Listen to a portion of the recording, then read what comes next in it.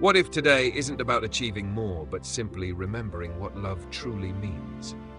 Not the kind of love we scroll past on social media, not the curated kind, filtered through perfect pictures and feel-good quotes, but the kind that Jesus lived. Raw, disruptive, redemptive. It's easy to forget when the world shouts louder than stillness, when we feel pulled in 10 different directions, when our hearts are tired and we're not even sure what we need anymore. But Jesus knew. Long before we asked, he gave the answer. And he gave it in one word: love. Love was never just a suggestion in his teachings. It was the heartbeat, the center of it all. When asked, what is the greatest commandment? He didn't hesitate. He didn't list 10 rules. He didn't give a theology lecture. He simply said, love the Lord your God with all your heart, soul, and mind, and love your neighbor as yourself. Simple to say, harder to live. But Jesus didn't offer these words to burden us. He offered them to set us free. Because he knew, when love leads, everything changes. He knew that real love, the kind that changes people, the kind that mends families, the kind that silences fear, it doesn't start in the hands. It starts in the heart. It starts when we pause, when we notice, when we stop asking, what do I get, and start asking, how can I give? Jesus lived that. In every word, in every step. He didn't build walls, he broke them. He didn't protect his image, he laid it down. He didn't chase comfort, he chased compassion. And when he spoke about love, he didn't make it poetic. He made it practical. He said, love your enemies, not tolerate them, not ignore them, love them. And if that feels impossible, it's because it is, without him. That's the part we forget. Jesus never expected us to love from our own strength. He expected us to love from his, and you will bear much fruit. That's where love grows, not from trying harder, but from staying closer, from resting in the one who is love. Because Jesus didn't just teach love, he embodied it, he became it. When a woman was thrown at his feet, exposed in shame and sin, he didn't turn away, he didn't condemn, he knelt, he looked her in the eyes, and he said, neither do I condemn you, go and sin no more. That's love, truth and grace, not diluted, not delayed, just fully present. When his friend Lazarus died, Jesus wept, even knowing resurrection was coming. Why? Because love doesn't skip the sorrow. It enters it. It honors it. It says, I'm here and I feel this with you. That's the kind of love we crave. Not the kind that fixes things fast, but the kind that stays in the mess. The kind that sees the whole of you and doesn't run. And then there was the cross, the ultimate picture of love. He didn't die because he had to. He died because he chose to. For us, for the broken, for the angry, for the doubting, for the proud and the lost and the ashamed. He hung there and whispered, Father, forgive them. That wasn't weakness. That was love. Strong enough to carry sin, soft enough to still offer mercy, and that same love is offered to you right now. Not when you're fixed, not when you feel holy, but today. You don't have to understand everything to receive it. You just have to be willing to believe that maybe, just maybe, you are loved more than you think. Because Jesus didn't die to convince God to love you. He died to convince you that God already does. Let that truth settle. Let it undo the lies that say you're not enough. Let it silence the voice that keeps pointing to your past. Let it hold you when everything else feels fragile. Jesus' words on love aren't just ancient wisdom. They're your anchor, right now, in this moment, in whatever you're walking through. You don't need 1,000 solutions. You need one truth. You are loved deeply, eternally, without performance. And when you live from that truth, you start to see differently. You stop needing to prove yourself. You stop fighting for attention. You start becoming what you've received. You become patient. You become gentle. You become forgiving. Not because you have to, but because you're free to. That's what Jesus meant when he said, as I have loved you, so you must love one another. It's not a demand, it's a declaration. That when love takes root, it will bear fruit. And that fruit looks like this. A word spoken with kindness instead of sarcasm. A moment of stillness in a chaotic day. An apology you weren't asked to give. A hand extended to someone who can't pay you back. It's small, it's sacred, it's love, and it's all you need today. Maybe today you don't need another sermon. Maybe you just need a reminder. Jesus hasn't changed his mind about you. You are still worth loving, still worth saving, still worth staying for. And no matter how far you've wandered, love is still chasing you. step for step, breath for breath. That's the difference between the love Jesus gives and the kind the world offers. The world says, be impressive. Jesus says, just be here. The world says, you're only as good as your last success. Jesus says, you are loved even in failure. He doesn't measure you by your productivity, your perfection, or your platform. He measures you by your place in his heart. And that place, it's permanent. This is why Jesus says, words on love still wreck us in the best way. Because he's not offering us a feeling. We already know feelings fade. He's offering us a foundation, one that holds when everything else falls. He said, remain in my love, not visit. Remain. That means staying when your prayers feel unanswered. Staying when the guilt is heavy. Staying when your heart is cracked open. Not because it's easy, but because he is there. And where Jesus is, there is love. Even when you feel unlovable. Even when the mirror lies. Even when the silence is loud.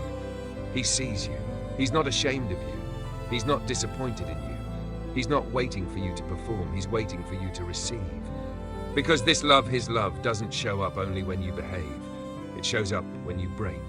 When Jesus looked at the crowd and said, love one another as I have loved you, he wasn't speaking to perfect people. He was speaking to doubters, to deniers, to betrayers. And still, he washed their feet. Still, he shared the bread. Still, he called them friends. That's what makes his love holy. It meets us where we are, not where we think we should be. You see, love for Jesus wasn't just emotional. It was incarnational. It put on skin. It walked dusty roads. It touched the sick. It fed the hungry. It slowed down for the one. And maybe that's the invitation for us too, to slow down, to look people in the eyes again, to listen with presence, not just politeness, to extend kindness that doesn't ask for anything back. Because real love isn't flashy, it's faithful. It's found in holding your tongue when anger rises, in texting someone just to say you matter, in forgiving the wound no one else sees. That kind of love won't trend. It won't always be recognized, but it will be remembered because it looks like Jesus. And maybe right now, love looks like letting go of the grudge you've carried. Maybe it looks like giving yourself permission to start over. Maybe it's whispering, I forgive you, even if they never say sorry. Maybe it's telling your own heart, I'm not beyond repair. Jesus said, love your neighbor as yourself. But how can we love others if we quietly hate ourselves? Here's the truth. You are not too broken. You are not too far gone. You are not too late. Love doesn't keep score. It keeps showing up. And when you begin to believe that about yourself, you start to believe it for others too. This is why the words of Jesus aren't just good advice. They're a way of being, a way of seeing, a way of breathing in a world that tries to suffocate us with fear, division, and shame. Jesus didn't avoid hard love. He entered it. He loved the ones who misunderstood him. He loved the ones who didn't say thank you. He loved the ones who loved him only when it was convenient. And he loves you now, not when you get it all right, not when you finally stop struggling, now. So if your heart feels heavy, here's the invitation. Lay it down. The fear, the bitterness, the exhaustion, the proving. Lay it at his feet and take up something lighter, something stronger, something holy. Love. Because love isn't passive. It moves, it lifts, it heals. It defies logic and breaks cycles and softens even the hardest souls. And that kind of love, it changes families. It rewrites stories. It silences shame. It opens doors that bitterness slammed shut. Maybe that's why Jesus told his disciples over and over, this is how the world will know you're mine. Not by your knowledge, not by your success, but by your love. So today, when you're tempted to shut down, love anyway. When you're misunderstood, love anyway. When you're unseen, love anyway. Because that's how Jesus lived. That's how Jesus still lives, through you. And here's the quiet miracle of it all. The more you love like him, the more you become like him. Not louder, not more religious, just more real, more rooted, more whole. Let that kind of love be your legacy. Let it speak louder than your opinions. Let it carry more weight than your past. Let it reach someone today who needs it more than you know. You may never see the full impact, but heaven sees it all. Nothing done in love is ever wasted. So take a deep breath, lift your eyes, and remember, Jesus' words on love aren't just something to believe. They're something to live, and they are all you need today. Love is not always loud. It's not always poetic. Sometimes love is choosing not to walk away. Sometimes it's choosing not to say the thing you want to say. Sometimes it's choosing to show up again, even when it would be easier not to. That's what Jesus did, again and again. He showed up, not just for the crowds, but for the one. The woman at the well, rejected and alone. The tax collector in the tree, hiding from shame. The bleeding woman reaching through the crowd for healing. He always stopped for the one. Because love doesn't calculate who is worth it. Love doesn't rush past pain. Love notices. And Jesus noticed them all. And he notices you. Not just when you're strong, not just when you're spiritual. He notices you when your faith is flickering. When you're tired of pretending, when you secretly wonder if you're beyond help. You're not. Because the kind of love Jesus speaks over you isn't based on how you feel, it's based on who he is. And he is the same yesterday, today, and forever. So when he says, "Come to me, all who are weary and burdened," he means it, all. No disclaimers, no exceptions, no religious resume required, just come. Come with the mess, come with the guilt, come with the addiction, come with the anger, come with the part of you that's tired of being let down, and he will give you rest. Because that's what love does, it restores. It doesn't just forgive you, it rewrites you. And when you've been rewritten by love, you can't help but live differently. You forgive quicker, you hold people tighter, you stop needing to win every argument. You stop trying to fix people and start walking with them. That's the love Jesus taught. It's not a love that always makes sense. It's a love that makes a way. Like when he sat at the table with people others avoided. Like when he touched the unclean without fear. Like when he fed the hungry, not just with bread, but with hope. And hope is what love gives when words run out. Because sometimes we don't need a sermon. We need someone to sit in the pain with us, to remind us we're not alone, that the story isn't over, that love still has the final word. That's what Jesus did on the cross. He didn't wait for us to get it together. He didn't demand we climb to him. He came down to us. Love lowered itself. It hung between two thieves, arms stretched wide, and still he spoke love. Father, forgive them. He didn't just say it. He lived it with his last breath. That kind of love can't be earned. It can only be received. So let go of the lie that says you have to clean yourself up first. Let go of the idea that you have to prove yourself worthy. You are already loved, not because of what you've done, but because of who he is. And when you receive that love, it changes everything. You stop needing people to fill what only God can. You stop placing your identity in what you do. You start living from fullness, not for approval. That's freedom. That's peace. That's what Jesus meant when he said, "I came to give life and life to the full." A life where you don't just exist, you love, you forgive, you heal, you grow, you become. And it starts small. One act of kindness, one moment of humility, one choice to show grace instead of judgment. That's how love spreads. Not with noise, but with presence. Not with pressure, but with peace. You don't need a stage to reflect Jesus. You don't need a platform to live his love. You just need to start, right where you are, with what you have, with whoever's in front of you. Maybe it's a coworker you've avoided. Maybe it's a family member who hurt you. Maybe it's a friend who's drifting. Maybe it's you. Maybe the love needs to start there. Because loving yourself the way Jesus loves you isn't pride. It's obedience. He said, "Love your neighbor as yourself." So if you're constantly at war with your own soul, how can you give what you haven't received? It's okay to rest in his love. It's okay to need time to heal. It's okay to not have all the answers. What's not okay is believing you're too far gone. You're not. The cross proves that. The empty tomb seals it. And now, that love is alive in you. So breathe it in. Let it melt the fear. Let it quiet the shame. Let it remind you that your life still matters. You are not a mistake. You are not forgotten. You are not what they did to you. You are not your lowest moment. You are deeply loved by Jesus. And his words on love, they're not just something to admire. They are the map to a better way of living. So today, don't just hear them, live them, and watch what changes. Sometimes the most radical thing you can do is to love anyway, even when they don't say thank you, even when they misunderstand your silence, even when they call your kindness weakness. Love anyway. That's what Jesus did. He loved in ways that confounded the proud and comforted the broken. He didn't just tell us about love. He demonstrated it again and again. even when no one was watching. And if you ever feel like your love is unnoticed, remember his wasn't always praised either. Sometimes it was mocked, sometimes it was rejected, sometimes it was repaid with betrayal. But he loved anyway. And that's the power of the words he left us.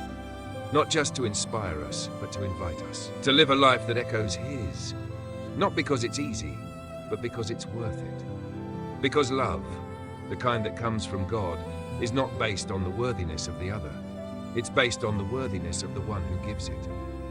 When Jesus said, "Love your enemies," he wasn't giving us a rule to shame us. He was showing us a path to freedom. Because bitterness may feel powerful at first, but over time it only poisons the one holding it. Love is the only thing that can break that chain. And love, real love, is not passive. It moves, it confronts injustice, it lays down its pride, it steps across dividing lines. It says, "I may not agree with you, but I will still honor you." It says, "You may not deserve kindness, but I'll still offer it." It says, "I won't let your actions change who I am." That's not weak, that's strength. That's Jesus. And maybe that's what the world needs to see again. Not louder Christians, but kinder ones. Not perfect people, but people who are being perfected by love. People who aren't afraid to forgive first, who aren't afraid to apologize even when they weren't 100% wrong. People who live open-handed, open-hearted, and open-eyed. Because love doesn't avoid the hard stuff. Love leans in. And the kind of love Jesus modeled always had one thing in common.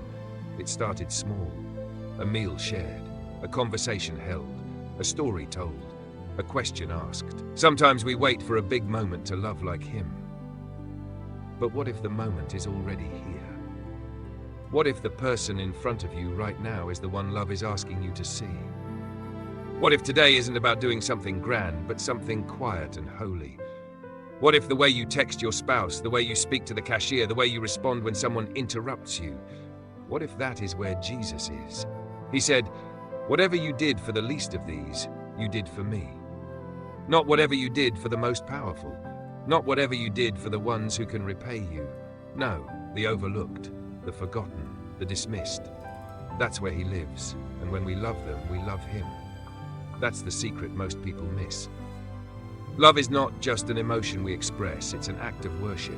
Every time you choose patience over irritation, every time you forgive instead of keeping score, every time you speak life instead of gossip, you are worshiping Jesus. That's what he meant when he said, "If you love me, keep my commands." He wasn't trying to control us. He was giving us a way to stay close. Because love doesn't grow in pressure, it grows in presence. And the more we stay close to him, the more we become like him. Not all at once, but day by day, moment by moment, choice by choice. You don't have to be the most spiritual person to love well. You just have to be willing to start. And if you're thinking, "I've failed too many times," here's what Jesus would say: love anyway. If you're thinking, "But they hurt me deeply," love anyway. Not because they deserve it, but because love is how you heal. Love is how you grow. Love is how you become more like the one who made you. That's why it's not a burden, it's a blessing. Jesus never promised love would always be easy, but he promised it would always be worth it. So maybe today, take the first step. Send that message. Apologize first. Give without being asked. Speak softly when you're tempted to shout. And if no one notices, remember, Jesus does. He always has. He sees the secret acts, the hidden sacrifices, the gentle responses, the prayers whispered through tears. Nothing done in love is wasted. It may not trend, it may not go viral, but it will echo in eternity. Because when Jesus walked this earth, he didn't leave a monument. He left people. People filled with his spirit, people shaped by his love. People like you. You are his hands now. His voice, his light. And every time you choose love, the darkness loses just a little more power. So don't underestimate what your kindness can do. It may be the very thing that brings someone else back to life. Keep going, keep loving, keep trusting that what he said is still true. By this, everyone will know you are my disciples if you love one another. And that, friend, is all you need today. You don't need to feel strong to love. You just need to be willing. Willing to soften your heart again. Willing to believe love is still worth it. Willing to trust that when Jesus said, "Love never fails," he wasn't being poetic, he was being prophetic. Because love is the only thing in this world that can pierce through apathy. It's the only force that can disarm hatred without picking up a sword. It's the only language understood by every soul, no translation needed. Jesus knew that. He knew that the ones shouting Hosanna one day would shout Crucify him the next. And still, he chose love. He didn't build his kingdom with armies. He built it with compassion. He didn't establish a throne of gold. He carried a cross of wood. That's not weakness. That's what power looks like in heaven. And if you're wondering what love is supposed to look like in your world today, maybe it's not about doing more. Maybe it's about slowing down enough to see the need around you. Maybe it's seeing your child not as a problem to solve, but a heart to shepherd. Maybe it's choosing not to bring up that thing your spouse forgot. Again, maybe it's leaving space in your day for someone else's pain. That's love. It shows up in the interruptions, in the detours, in the moments that don't make the highlight reel, because Jesus never rushed love. He let it linger, he let it heal, and he's still doing it now, in your life, in the areas you feel too ashamed to name, in the places you think are beyond repair. He's there, not with judgment, but with joy. Not with condemnation, but with invitation. Come, he says, again and again. Not clean yourself up first, just come. Come as you are. Come with the doubt, come with the anger, come with the ache you haven't been able to name. Because love meets you in the middle. It doesn't wait for a perfect finish line. Jesus stood beside broken men and women and never flinched. He knew their past, he knew their failures, and still, he stayed. And that same love is here for you. And when it reaches you, it won't just stop with you. It will begin to move through you, like light through stained glass, flawed yet beautiful, broken yet radiant. Because people don't need you to be perfect. They need you to be present, to reflect the one who never turned away. You are not called to fix the world. You are called to love in it. One life at a time, one conversation at a time, one small act at a time. And that's how the kingdom comes. Not with loud declarations, but with quiet faithfulness. Not with flawless theology, but with humble compassion. Jesus didn't say the world would know us by how much we know. He said they'd know us by how well we love. So ask yourself today, what would it look like if love led? Not fear, not pride, not insecurity. Love. Would you speak more gently? Would you listen more deeply? Would you extend grace more quickly? Because when love leads, the pressure lifts. You no longer need to be impressive, you simply need to be faithful. Faithful to love when it's inconvenient. Faithful to love when it's uncomfortable. Faithful to love even when it costs you something. That's the kind of love that looks like Jesus. And here's the secret. You don't need to generate that love, you just need to receive it. Stay close to him. Let his words shape you. Let his presence steady you. When you're overwhelmed, pause. When you're angry, breathe. When you're afraid, remember. Love never fails. It may not fix everything immediately, but it never wastes anything. Every seed of love you plant today will grow in ways you may never see, but God does. The hug you gave, the tear you wiped, the silence you honored, the apology you offered, the judgment you withheld. It all matters. Not just in heaven, but here, now in this moment, in your story. Because every story that Jesus touches becomes a love story. Not because it's romantic, but because it's redemptive. He's writing yours even now. Page by page, line by line. With a kind of love that doesn't give up, that doesn't run dry, that never forgets your name. So whatever today holds, remember this. You are not behind.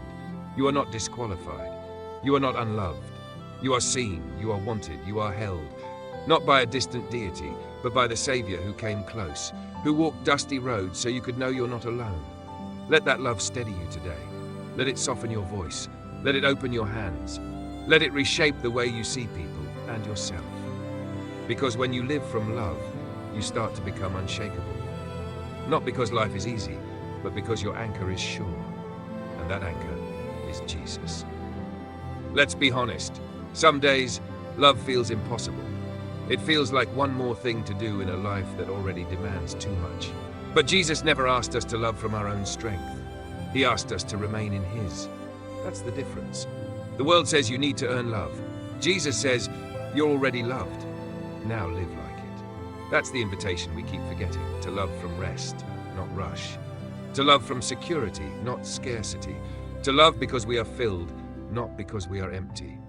That's how Jesus lived. He moved through the world with a heart full of the Father's love, unshaken by rejection, unafraid of misunderstanding, unmoved by performance, because love was never something he had to force. It was who he was. And he's making you into that same kind of person, not by demanding more, but by offering more grace, more time, more mercy. If today feels like a lot, pause here, not to escape, but to be reminded. You are not alone, and you are not expected to carry what Jesus already carried for you. Let love carry you now. Let it breathe through your conversations. Let it soften your opinions. Let it rewrite the way you talk to yourself. Because love isn't just something you give others. It's also something you must learn to receive. Yes, even you. Even if you think you've messed up too much. Even if you've been jaded. Even if you've been faking it. Even if you've been distant from God for a long, long time, there's still time. There's still grace. There's still love. And it's not a fragile kind of love. It's not the I'll love you if kind. It's not the as long as you don't mess up kind. It's the love that stood up to sin and didn't flinch. It's the love that took on death and won. That love is alive today, and it has your name written on its heart. So if you've been carrying shame, lay it down. If you've been holding on to anger, release it. If you've been withholding love, let it pour. Not because you're obligated, because you're free. Jesus didn't come to start a religion. He came to set you free. And freedom always looks like love. Love that listens without defending. Love that forgives without replaying. Love that trusts God enough to let go of the need to control. That's where the miracle happens. Because the more you love like Jesus, the more you find him in unexpected places, in quiet rooms, in hard conversations, in simple prayers, in broken hearts. You'll start to see his fingerprints in the lives around you. The co-worker who softens, the family member who calls, the stranger who smiles back. That's the fruit of love. It multiplies silently and powerfully. And when people look at you and wonder what's different, you'll know. It's not perfection. It's not popularity. It's the presence of Christ within you. And love is how it shows. So when you feel overwhelmed, come back to this. You don't need a 10-step plan. You just need to remember one thing. Jesus loved you first. And that changes everything. Not just your eternity, but your now, your habits, your reactions, your relationships. Because when you know you're already loved, you stop striving, you stop comparing, you stop pretending, you begin to live real. And real love, it's contagious. It breaks down walls, it disarms pride, it invites others home. You don't need to shout it, you just need to live it, and the world will see. Not a religion, but a reflection of Jesus. That's the kind of love this world needs. Not louder voices, but gentler hands. Not bigger platforms, but deeper roots. And you, right where you are, can be part of it. Not someday, not when you have it all together, but today, right now. So go ahead, love the unlovable, forgive the one who doesn't deserve it. Be kind when it's inconvenient, speak life where there's been silence, because every act of love is an echo of heaven. A reminder that Jesus is still moving, still healing, still calling hearts back to himself. And if you ever forget what love looks like, look at the cross, then look in the mirror, because that love is still alive in you. That's the truth. And that's all you need today. If this touched something deep in your heart, don't let it fade. Subscribe to Holy Path Insights for more messages like this, not just to learn about God's love, but to live it daily, courageously, quietly, beautifully. There's more love waiting for you here. Let's walk the path together.